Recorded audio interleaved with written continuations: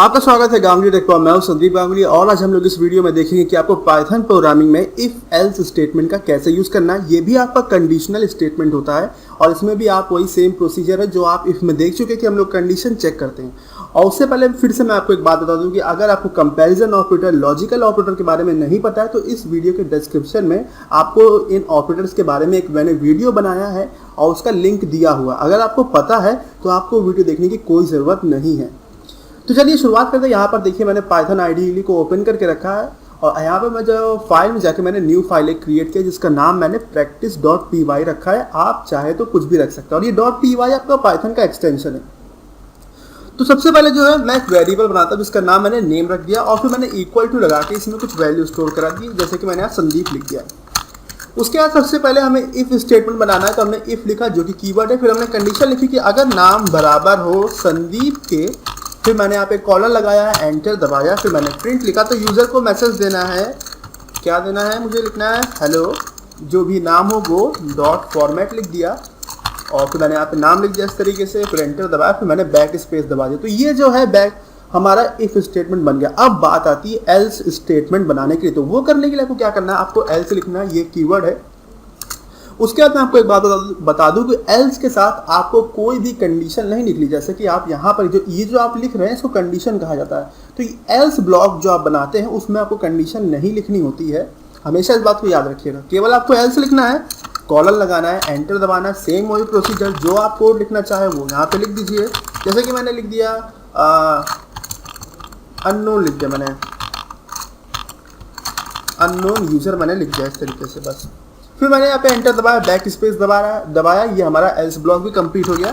फिर मैंने आखिर में जो है यूजर को एक मैसेज दिखा दिया कि प्रोग्राम जो है वो एंड हो गया, प्रोग्राम एंड्स, इस तरीके से। और फिर मैंने इस फाइल को सेव कर लिया Ctrl+S दबा के। इस तरीके से जो है आपको पाइथन में इफ एल्स स्टेटमेंट का बनाना है। इसमें होता क्या है कि जब जैसे कि आपका कंडीशन अगर ट्रू होती है इफ वाले ब्लॉक में तो क्या होता है, आपका ये कोड एग्जीक्यूट हो जाएगा। और अगर कंडीशन फॉल्स हो गई तो आपका जो एल्स वाले ब्लॉक में जो भी कोड होगा वो एग्जीक्यूट कर जाएगा। तो चलिए हम लोग जो इस प्रोग्राम को रन करते हैं, सेम वही प्रोसीजर है। रन पे जाइए, रन मॉड्यूल पे क्लिक करिए, आपका प्रोग्राम रन हो गया। अब हम लोग देखते जरा अपना प्रोग्राम देखते हैं। तो यहाँ पर आप देख सकते हैं कि हमारा जो इनिशियली क्या हुआ, हमने नेम नाम का एक वेरिएबल बनाया, उसमें वैल्यू स्टोर है संदीप और ये स्ट्रिंग टाइप की वैल्यू है। उसके बाद हमने कंडीशन चेक करी कि अगर if name equal to Sandeep है, अगर नाम जो है संदीप के बराबर है, और यहाँ पर देखिए मैंने डबल इक्वल लगाया है, ये आपका कंपैरिजन ऑपरेटर है। अगर नाम संदीप के बराबर है तो यूजर को मैसेज देना है हेलो संदीप। और यहाँ पे मैंने फॉर्मेट वाला फंक्शन यूज किया, उसमें जिस भी मतलब वेरिएबल का मैं वैल्यू दिखाना चाहता था आउटपुट में वो मैंने यहाँ पे दिखा दिया। और मैं फंक्शंस के बारे में मैं आगे की वीडियोस में बात करूंगा डिटेल में। अभी केवल बस आप ये देख लीजिए कि ये इस तरीके से आपको ये फंक्शन होता है।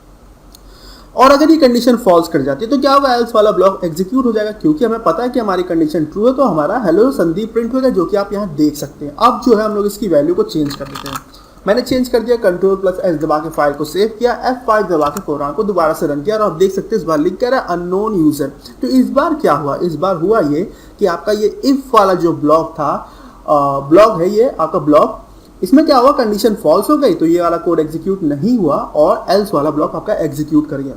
अब जो है हम लोग कुछ एग्जांपल्स और देख लेते हैं इफ एल्स पर बेस्ड। ये देखिए यहाँ पर मैंने एक प्रोग्राम बनाया जिसमें मैंने एक नेम और पासवर्ड नाम का वेरिएबल बनाया है और उसमें जो है मैंने ये दो वैल्यू स्टोर करा दी। फिर मैंने एक इफ स्टेटमेंट बनाया और इसमें इस तरीके से जो कंडीशन चेक करी और कंडीशन ट्रू निकलती है तो यहाँ पर जो है मैंने यहाँ पे कोड एग्जीक्यूट करा दिया। और ये जो है आपका कमेंट है, ये मैंने यहाँ पे कमेंट दिया क्योंकि ये बता रहा है कि यहाँ से ब्लॉक स्टार्ट हो रहा है, यहाँ पे ब्लॉक एंड हो गया।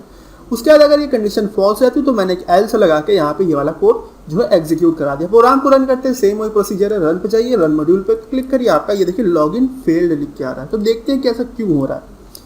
तो आप यहाँ पर देख सकते हैं कि हमारा जो आप ये देखिए नेम जो है वो बराबर होना चाहिए संदीप के। और यहाँ पे एक चीज और देखिए, जो फर्स्ट अल्फाबेट है, जो अल्फाबेट आप कह सकते हैं कैरेक्टर जो है वो कैपिटल में, कैपिटल एस, जबकि यहाँ पे हमारे नाम पे जो है ये स्मॉल में। इस बात को भी आपको ध्यान रखना। और इस फीचर को कहा जाता है कि केस सेंसिटिव होना। केस सेंसिटिव होने का मतलब ये है कि कैपिटल एस और स्मॉल एस दोनों डिफरेंट होते हैं। तो इसीलिए आप यहाँ पर देख रहे हैं क्योंकि यहाँ पे फर्स्ट लेटर हमारा कैपिटल में है तो क्या हुआ, हमारा यहाँ पे स्मॉल में था तो कंडीशन फॉल्स कर गई। अब अगर हम इसको कैपिटल में बना देते हैं तो हमारा कंडीशन ट्रू हो जाएगा और ये वाला ब्लॉक एग्जीक्यूट कर जाएगा। क्योंकि कंडीशन फॉल्स करी इसलिए हमारा एल्स वाला ब्लॉक जो ये जो ब्लॉक है आपका वो एग्जीक्यूट कर गया। जो आप देख सकते हैं यहाँ पे लॉगिन फेल्ड लिख के आ गया।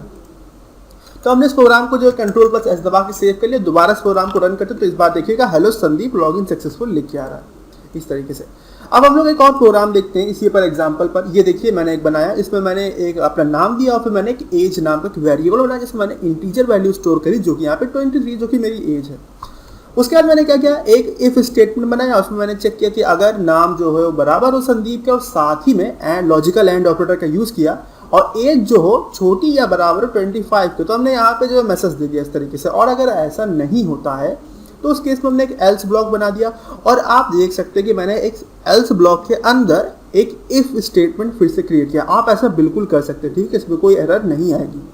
और फिर इसके साथ भी मैंने एक एल्स ब्लॉक बना दिया।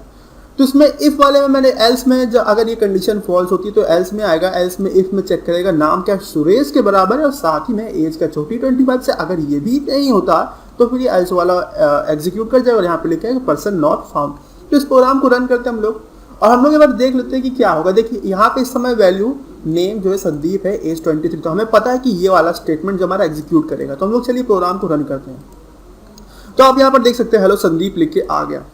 अब हम लोग क्या करते हैं, अब हम लोग इसको सुरेश कर देते हैं, यहाँ पे नाम चेंज कर देते हैं। फिर मैंने कंट्रोल प्लस एस दबा के फाइल को सेव कर लिया। अब आप देख सकते हैं कि ये एल्स वाला ब्लॉक जो है एग्जीक्यूट होगा। एल्स वाले ब्लॉक में यह जो आपका इफ वाला स्टेटमेंट है वो एग्जीक्यूट करेगा। रन पे जाते हैं, रन मॉड्यूल पर क्लिक करते हो, देखिए लिखा है हेलो सुरेश। अब अगर जो है हम यहाँ पे नाम को कुछ चेंज कर देते हैं और फिर हम लोग इसे सेव कर लेते हैं कंट्रोल प्लस एस दबा के, फिर से रन करते हैं F5 दबा के, तो आप देखेंगे यहाँ पे पर्सन नॉट फाउंड लिख के आ गया। तो इस तरीके से जो आपको इफ एल्स स्टेटमेंट का यूज करना। अब अगर आपका इस वीडियो से जुड़ा कोई भी डाउट हो तो आप जो है कमेंट सेक्शन में पूछ लीजिएगा। और मैं फिर से एक बात बता दूं आपको, अगर आपको कंपैरिजन ऑपरेटर, लॉजिकल ऑपरेटर के बारे में नहीं पता है तो आप जो डिस्क्रिप्शन में जो वीडियो का लिंक दिया वो जरूर देख लीजिएगा, और अगर पता तो कोई बात नहीं। और जैसे कि यहाँ पर देखिए मैं अपने वीडियो में यहाँ पे स्ट्रिंग पर काम कर रहा हूँ, तो जरूरी नहीं आप कोई नंबर ले लीजिए और नंबर में जैसे आप यहाँ पे लिख दीजिए ग्रेटर देन ये है कि नहीं, तो मतलब आप इंटीजर वैल्यू पर भी काम कर सकते हैं और चाहे तो आप फ्लोट वैल्यू मतलब डेसिमल वैल्यू पर भी काम कर सकते हैं। मैं यहाँ पे केवल जो स्ट्रिंग वेरिएबल पर दिखा रहा हूँ। तो ये हो गया। तो अगर कोई डाउट तो आप पूछिएगा, और अगर अभी तक आपने मेरा चैनल सब्सक्राइब नहीं किया तो कर लीजिए, जिससे कि सारे फ्यूचर अपडेट्स आप तक पहुँचते रहे। और ये वीडियो देखने के लिए आपको धन्यवाद।